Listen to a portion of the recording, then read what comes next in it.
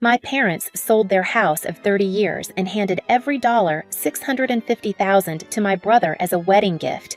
I barely had time to process that betrayal before the next one hit. When I refused to evict my tenants so they could stay with me for a while, they showed up at the property with suitcases pounding on the door like they already owned the place. That was the moment I realized they weren't just crossing a boundary, they were invading my life. And what I did next left them stunned in a way they never saw coming. I should probably start by telling you who I was before everything snapped. My name is Nora, and for the last 8 years I've built a small but thriving interior design and custom furniture studio out of sheer stubbornness and sawdust. Most days you'd find me in a linen shirt jeans and my worn leather apron hair tied back sanding down walnut boards while the workshop heater hummed in the corner. It's the kind of life people underestimate until they see what those hands can make.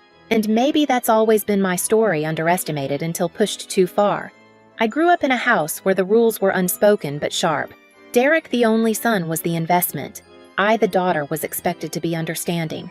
I heard that word my entire childhood. Be understanding when Derek gets the new bike. Be understanding when Derek's summer camp costs more than your entire school year. Be understanding when your brother needs help with college, but you can figure it out. So I did figure it out, 3 part-time jobs at once, eating dollar ramen, stitching together a degree I paid for myself. Meanwhile, Derek's tuition was wired straight from my parents' account the moment it was due. My mother used to say it with a smile, like it was a compliment. Girls just don't need as much help, sweetie. You're stronger. At the time, I didn't realize she meant it literally, less help, more burden. As an adult, I kept my distance. Not because I didn't love them, but because I could breathe better when I wasn't being squeezed into the role of the forever responsible child. Then, I married Ethan, the first person who truly saw me, not the version shaped by guilt or obligation, but the woman who fought her way into a craft she loved. We bought a cozy home in Highlands Ranch and started talking about building a family. Quiet mornings with coffee on the porch. Late-night naming lists for the baby growing inside me. The soft kind of future I'd worked years to earn. And part of that stability came from the Lakewood rental property, a small, steady investment I bought with my own savings. Jake and Amanda lived there, a young couple trying to get on their feet. They paid on time, kept the place clean, never caused trouble. In my mind, they were the kind of tenants any landlord would bend over backward to keep. Which is why when my parents called one afternoon sounding breathless with excitement, I had no reason to brace myself.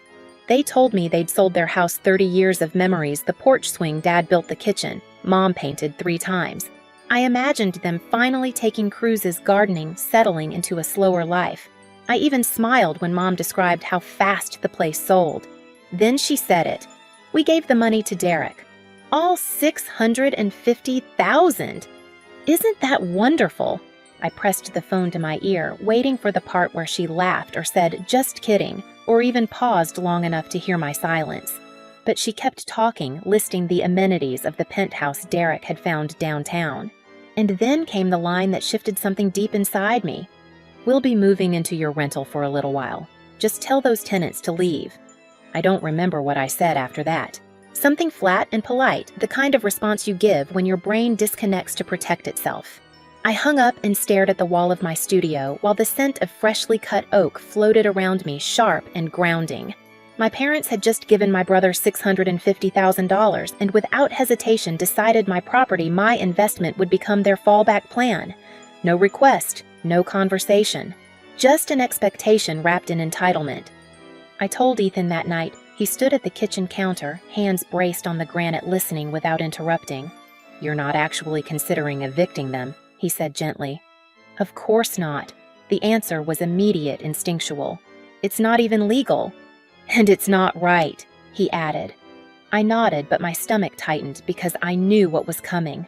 My parents didn't handle boundaries, they bulldozed them. The calls began the next morning. Mom, first, her voice sugary and fragile. "Nora, honey, you sounded stressed yesterday. We just need a place for a little while." Then Dad, sterner. "Your mother is upset. You should fix this." I repeated myself over and over. I can't remove tenants under a valid lease. It's illegal. It's unethical. But logic only works on people willing to hear it. By noon, Mom was crying. By evening, Dad was lecturing me about family responsibility. By the next day, relatives I hadn't heard from in months suddenly had my number memorized. Aunt Patricia called at 7 in the morning. "Your parents gave everything to help Derek start his life, and you can't do one little thing." "It's not little," I said. "Well, you're the successful one," she snapped. "You should help." That was the script. I was the capable one, the reliable one, the daughter whose comfort was negotiable because she could handle it. Derek texted me that afternoon. "They need somewhere to stay. Be flexible, sis. Be flexible." As if that were the magical phrase that could erase Lisa's laws or basic decency. I didn't respond. But the real explosion happened 3 days later. I was in my studio sanding the edge of a maple countertop when my phone buzzed nonstop. Jake's name lit up the screen. His voice trembled the moment I answered. "Nora, there are people at the door saying they're moving in. They have suitcases. They're yelling." My heart dropped. "Describe them." "It's an older couple. They said they're your parents." Of course they did. I told him to stay inside, not to open the door, that I was on my way. Then I grabbed my keys, dust still on my jeans, and drove across Denver with my pulse hammering against the steering wheel. When I turned onto the Lakewood Street, I saw them instantly. My parents on the front porch, 2 large suitcases beside them, grocery bags dangling from Mom's wrist like they were checking into a vacation rental. Mom was pounding on the door so hard the frame rattled.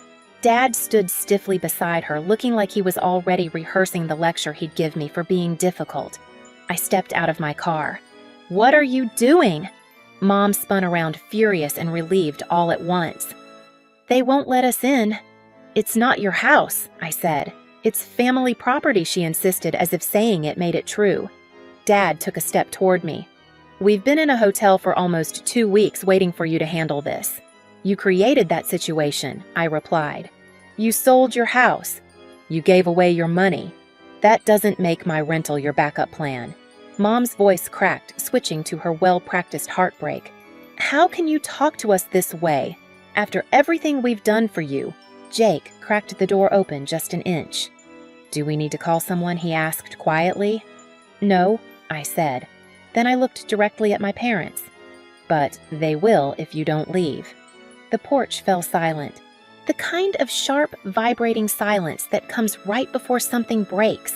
And in that moment, I understood exactly what I was up against. Not confusion, not desperation, but entitlement so deep they truly believed my life existed to cushion their choices.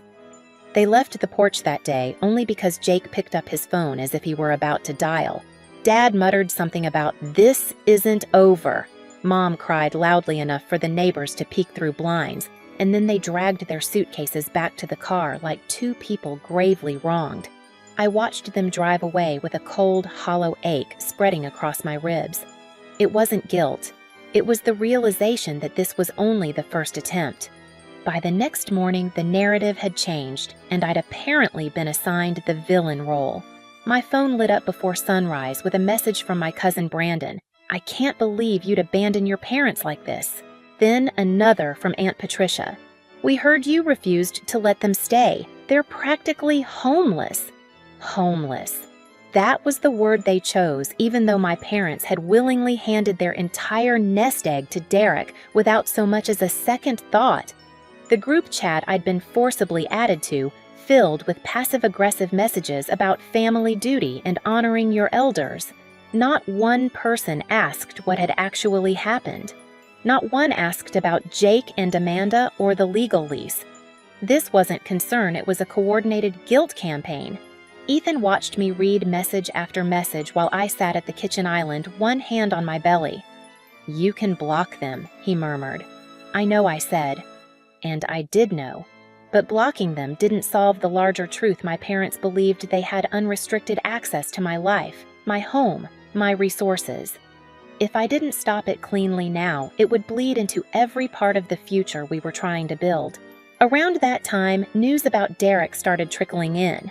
Through my cousin Maria, one of the few neutral voices, I learned that the bank had denied Derek's mortgage application on the penthouse. They needed verification of income, she told me. He didn't have any. Without the loan, he couldn't close. Without closing the deposit, my parents' $650,000 wasn't coming back. Suddenly, their urgency made sense. They'd thrown everything into Derek's dream and now had nowhere to land. 2 days later, Derek himself called. "Look," he said, sounding annoyed rather than embarrassed, "things are tight right now. Brittany and I still need to pay the venue. It's only $18,000. Can you help? Only $18,000? As if I kept stacks of cash in the pantry for moments like this? I didn't even hesitate. No. His silence wasn't surprise, it was offense. "Wow," he said. "Real supportive sis." Supportive. Another word twisted into a weapon. That night, after one more round of messages from relatives insisting I step up, something inside me locked into place. I opened my laptop and began writing an email, not emotional, not defensive, but factual. A timeline of events, screenshots of the lease, records of the sale, every detail in clear, undeniable language. At the end, I added one line.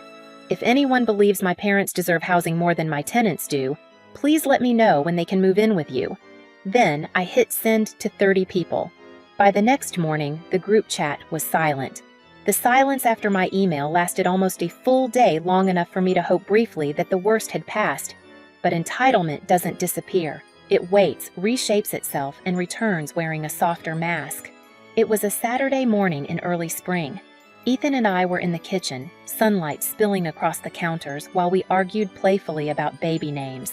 For the first time in weeks, my shoulders felt loose. My phone wasn't buzzing. My parents hadn't called. Even Derek had gone quiet. Peace felt foreign but warm. Then the doorbell chimed. Not once, repeatedly, insistently. Ethan checked the driveway. His voice dropped. "Nora, it's them."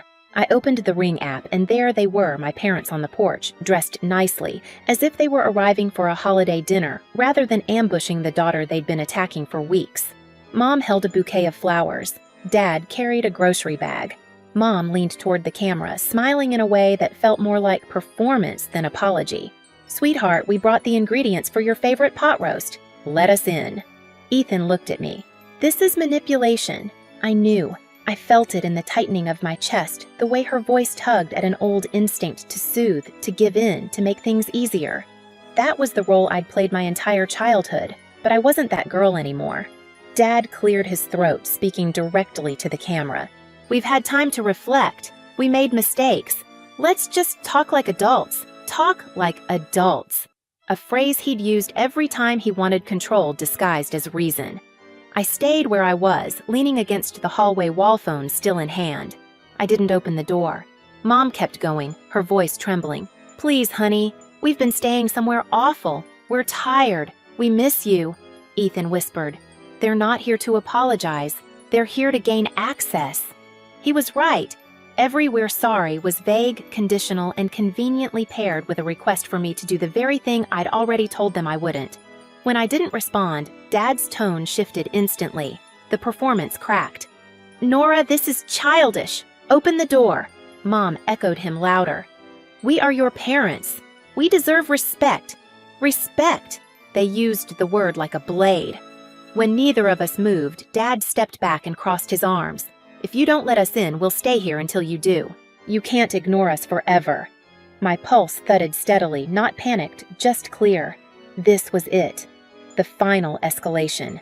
They wanted a scene, a crack, any sign I could be guilted back into compliance. Instead, I opened the phone app and dialed.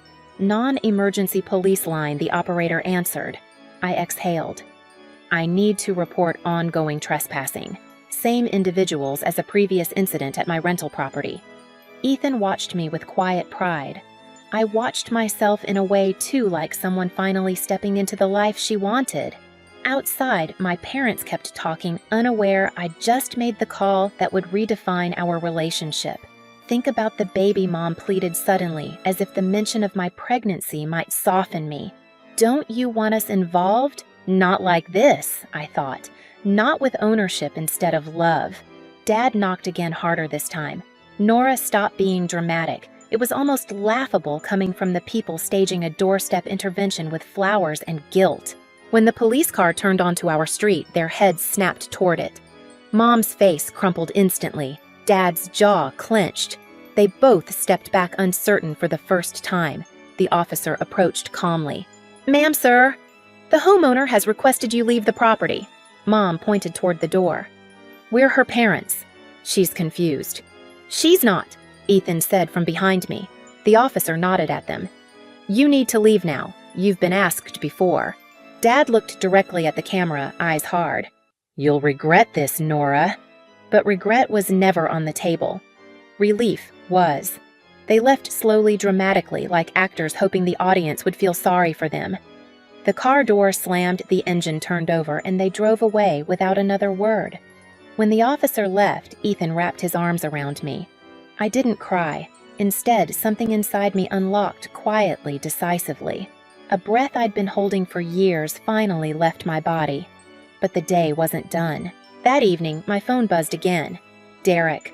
I almost didn't answer, but curiosity won. What did you do? He barked. Mom is hysterical. Dad's furious. I protected my home, I said. You humiliated them. They created the situation, I replied. I enforced a boundary. He scoffed. Unbelievable. They gave me everything to build my future, and you can't even give them a place to stay. There it was. The hierarchy laid bare. They gave you everything, I said, softly. Not me. A long silence stretched between us. Then, you're going to pay for this, he hissed. I hung up. But the real ending wasn't a call or confrontation. It came 2 days later in a plain envelope delivered to my parents' new apartment, the one bedroom they'd finally rented when all their options fell apart. A formal notice drafted by my attorney. Cease trespassing or face further legal action. Any additional attempts to enter my properties would be documented and submitted. According to Maria, my parents went pale reading it. Not angry, not devastated, reeling. In the weeks that followed, the noise around me finally quieted. My parents moved into a modest one-bedroom on the edge of town, nothing like the life they'd imagined when they handed Derek $650,000, but it was the only place they could afford. The calls from relatives faded too, once they realized the version of the story they'd been fed didn't hold up against fax leases and the police report. Entitlement is loud at first, but it dies quickly when no one feeds it. Jake and Amanda stayed in the Lakewood house grateful and steady, sending me updates about the garden they'd planted in the backyard. Their kindness felt like the universe reminding me I'd chosen the right people to protect. At home, quiet returned, real quiet, the kind that settles into the walls and stays. Ethan and I finished the nursery, brushing soft green paint onto the walls while sunlight drifted through the window. Every stroke felt like reclaiming something space safety, a future unmarred by manipulation. For the first time in my life, my boundaries weren't questioned or punished. They simply existed, and the life on the other side of them was peaceful. Looking back, people assume the hardest part was calling the police on my own parents. It wasn't. The hardest part was realizing how long I'd lived smaller than I needed to, shrinking myself to keep the peace, accepting scraps of respect, because I was told daughters should be understanding, but peace built on silence isn't peace at all. It's surrender. And the day I stopped surrendering, my life finally opened. My parents may never understand the line I drew, but that line is why my child will grow up in a home shaped by love, not obligation. That's the legacy I choose. If any part of my story felt familiar, share your experience in the comments. And if you want more real stories about family boundaries and finding your voice, make sure you subscribe so you don't miss the next one.